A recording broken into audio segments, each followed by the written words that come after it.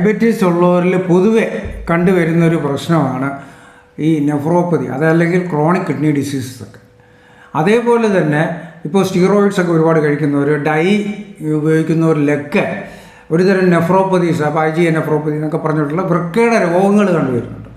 അപ്പോൾ ഇതിൻ്റെ ഫലമായിട്ട് ശരീരത്തിൽ നീര് വരിക, അസ്വസ്ഥതകൾ വരിക, ജോയിൻസ് ബുദ്ധിമുട്ട്, അങ്ങനെ ഇൻഫ്ലമേറ്ററി റിയാക്ഷൻ ശരീരത്തിലുണ്ടോ. ഇതിനെല്ലാം വളരെ ഫലവത്തായിട്ടുള്ള ഒരു ചെറിയ ടെക്നിക്കുണ്ട്. അതായത് ഒരു ചെറിയ നമ്മുടെ വീട്ടിൽ ചെയ്യാവുന്ന ഒരു ടെക്നിക്കുണ്ട്.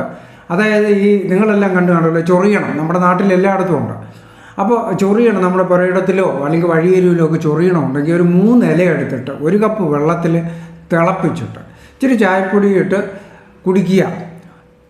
ഇത് ചെയ്തു കഴിഞ്ഞാൽ ഡെയിലി വെറും വയറ്റിൽ ദിവസവും 1 ഗ്ലാസ് കുടിച്ചു കഴിഞ്ഞാൽ ഈ നീരെല്ലാം കുറഞ്ഞ് ശരീരത്തിന് നല്ലൊരു അസ്വസ്ഥത വരും, ഇൻഫ്ലമേറ്ററി റിയാക്ഷൻ കുറയും എന്ന് വിചാരിച്ച് ഇത് അസുഖത്തിന് പൂർണ്ണമായിട്ടുള്ള ചികിത്സയായിട്ടൊന്നും കാണരുത്.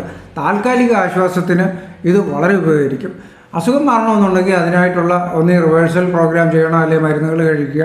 ഇത് ഏതെങ്കിലുമൊക്കെ ചെയ്താലേ മാറത്തുള്ളൂ. അതിന് കെയർഫുള്ളായിട്ടുള്ള ഡയറ്റിങ്ങും മറ്റു കാര്യങ്ങളും എല്ലാം ഉണ്ടാകും. പക്ഷേ താൽക്കാല ആശ്വാസത്തിന് വേണ്ടിയിട്ട് ശരീരത്തിൽ നിങ്ങൾക്ക് വരുന്ന നീര് അല്ലെങ്കിൽ അലർജിക് റിയാക്ഷൻസ്, അത് ഇൻഫ്ലമേറ്ററി റിയാക്ഷൻസ്, എല്ലാത്തിനും വളരെ ഹെൽപ്ഫുള്ളാണ് ഈ നമ്മുടെ ഇച്ചിങ് നെറ്റിൽ അല്ലെങ്കിൽ ഈ ചൊറിയണം.